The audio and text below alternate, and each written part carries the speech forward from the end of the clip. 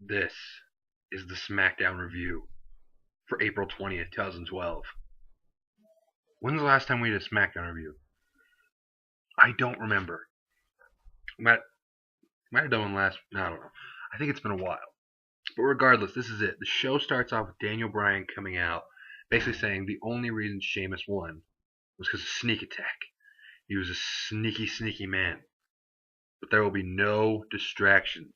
None whatsoever. Extreme rules. And if Sheamus so much as touches a ref, he's fired. Why are the loud noises? And he says he's not going to beat Sheamus once, but he's going to beat him twice because that's how you have to win the match. After this, AJ comes out, and AJ says nothing, and Danny Bryan says, turn around and leave. And AJ says, no. And she comes out, and he basically says that AJ was the problem, which does make sense. I mean, and he wishes he had never met her, and even worse, he wishes she had never been born. And he will never take her back. AJ cries, and that's the end of the segment. Then we go into AJ versus Natalya. AJ's like still crying the whole time. And they start the match. She just kind of stands there like crying. Natalya's like, "You okay?" And AJ goes crazy. Throws her in the corner. Pop, pop, pop, pop, pop, pop. Punches and punches. The ref says, "Hey, knock that off. Pop, pop, pop, pop, pop. Hey, don't do that." Pop, pop. Finally, DQs. AJ, ruthless aggression. AJ gets disqualified, still crying. So how about that? And then it's Damian Sandow with another promo. He talks about how moral and ethical heights will be reached once he arrives for us. And all that stuff. Oh, and then the most frustrating part of this whole show. Hunico and Camacho come out. I know. Hunico and Camacho come out. So it ends up being Hunico versus Brodus Clay. But before Brodus Clay does his entrance, he comes out and says, "Where's my little brother?" And they go get Hornswoggle dressed up as the Funkasaurus. They roll out. Hornswoggle gets a little dance on. Hunico throws him aside, like, get out of here. And then this match, it's one thing, Brodus Clay to beat Hunico. We all knew in our deep of our hearts that was going to happen. But he put his hands on Camacho. Camacho jumped up on the ring apron, and Brodus Clay knocked him off, and he nailed the table.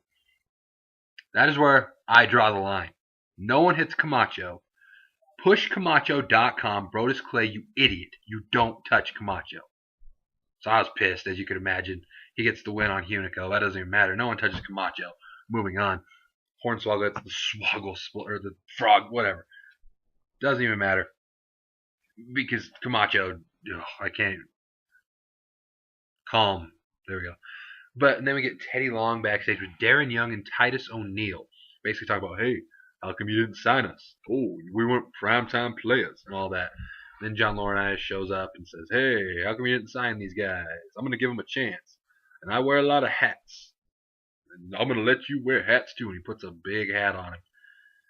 Oh, moving on. Then we get Matt Striker interviewing Randall Keith Orton. Basically, they were just talking about the whole Kane thing. Now, Kane beat up his dad, and Kane beat up him. And Randy Orton officially announces that they will have a match at Extreme Rules, and it is Falls Count Anywhere. Randy Orton is out for vengeance, and it will be his. So look forward to that. Just a quick little interview. Most Orton's backstage things just go similar to this, but you get the idea. And then we get the debut of Titus O'Neil and Darren. Well, I don't know if I'd say debut, but I guess it is. The Usos versus Titus O'Neil and Darren Young. Titus and Darren Young win this match. So, getting new guys on TV, new tag teams, can't complain about that. I mean, everyone complains that there's no tag. They're trying. They're giving these guys a chance. They get the win. Straight up saying this. Oh, you're on my shoulders. I've never seen this move before. Oh, you're on my shoulders. Oh, I'm going to jump top rope. Imitating a certain other tag team. Oh, you're down. 1, 2, 3. So, yeah. They get their win on their debut. So, suck it, Teddy Long. Should have signed them. Yeah. And then you get a video segment of the Jericho and Punk thing.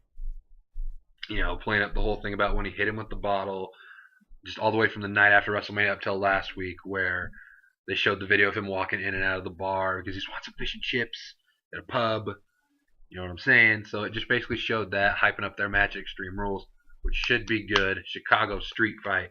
CM Punk versus Chris Jericho for the WWE title. What match will be the main event is the question I have for you.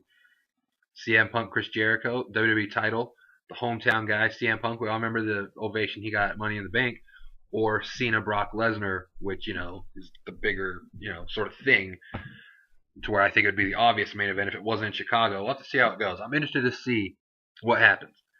Then we get Alberto Del Rio versus the Big Show. Apparently, Alberto Del Rio is just on Smackdown now, and I want to see if they follow through and he gets his title match. Because remember how he's supposed to get a title match, but then they said, "Oh well, the crowd likes Daniel Bryan, so we're gonna put him back up there." So we'll see what happens there. But this match was, I didn't really care. I'll be completely honest. I don't really care about most Big Show matches. But basically, Big Show is about to win. But then Ricardo says, "I'm up on the ring apron," and he's distracting him. And then Cody Rhodes runs in and hits the beautiful disaster kick on the Big Show, and Big Show falls down. Del Rio pins him 1, 2, 3. Alberto Del Rio wins. So you're telling me, just stay with me here, the beautiful disaster kick, the same one that at WrestleMania Cody Rhodes hit, Big Show just stood there. And then went to hit again and got speared in the nuts. That move, this time on SmackDown, was enough to knock him down for the 3 count.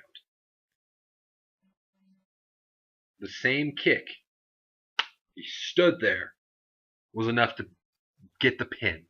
I'm just saying. Whatever, the Big Show lost, that's cool with me. Good for that. But I'm just saying that doesn't make logical sense in my mind.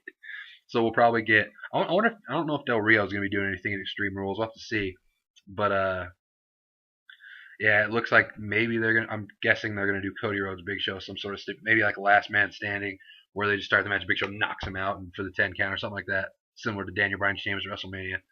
So we'll have to see if they go anywhere with that. I'm guessing there'll be a match, but what kind? So Del Rio wins.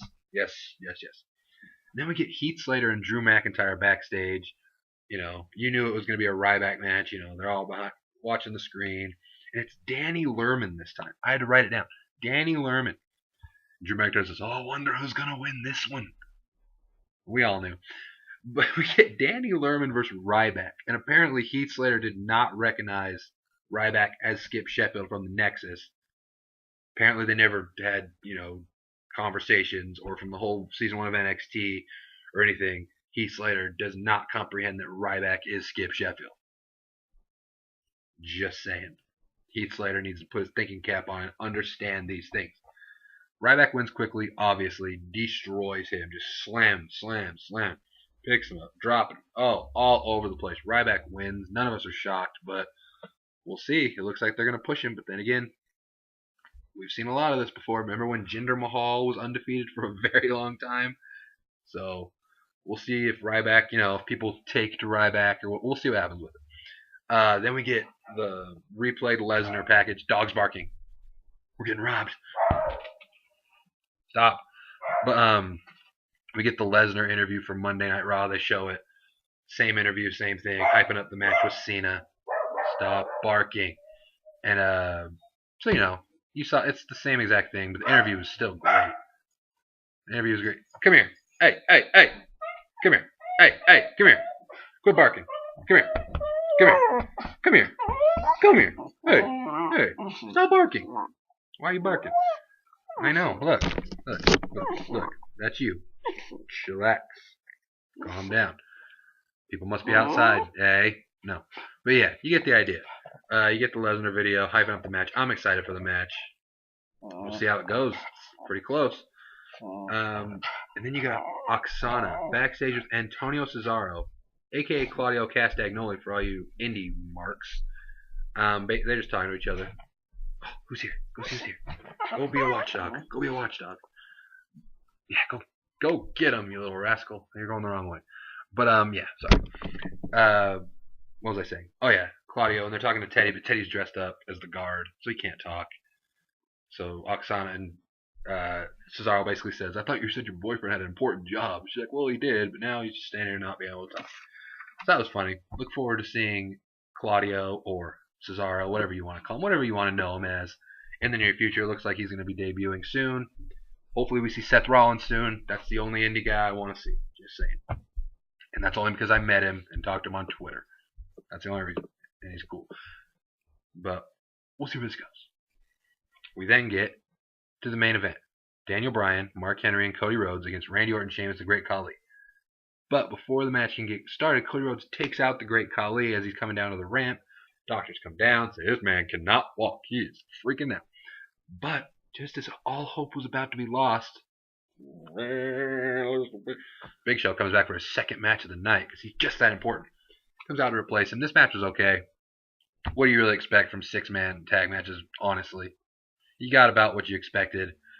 It went a long time, though. It was like 2 or 3 commercials in this match. But,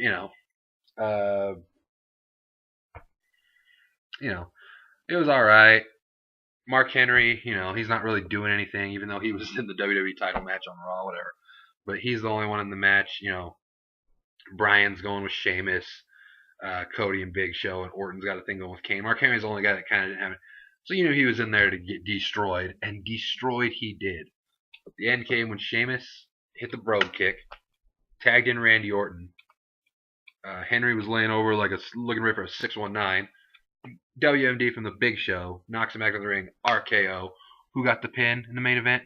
This guy, aka future World Heavyweight Champion once again, when all will be right again on SmackDown. Randy Orton will be champion soon enough. Mark my words. Kane's gonna get destroyed. I haven't got to wear this. I used to always wear this every SmackDown because Randy Orton was always in the main event and he always won. It's been a while, so embrace the main event victory for Randall Keith Orton. So those 3 celebrate in the ring. Ends the show. That was it. Hope you enjoyed SmackDown. Hope you enjoyed this review. Subscribe up above. Subscribe up above. The quest to 600 is pretty close. Like this video. Subscribe down below. Comment above. You get what I'm saying. Leave your comments. Whatever you want to talk about. Look forward to, next week we're going to have Raw review. Another Q&A. Maybe another story time with Jake. Hopefully not about gummy worms. And then the Extreme Rules preview, Extreme Rules review, and then Raw again. So look forward to seeing us a lot. Except you can see us. Will I post a video on Wednesday on my birthday? Yet to be seen. Have a good night. Shabazz.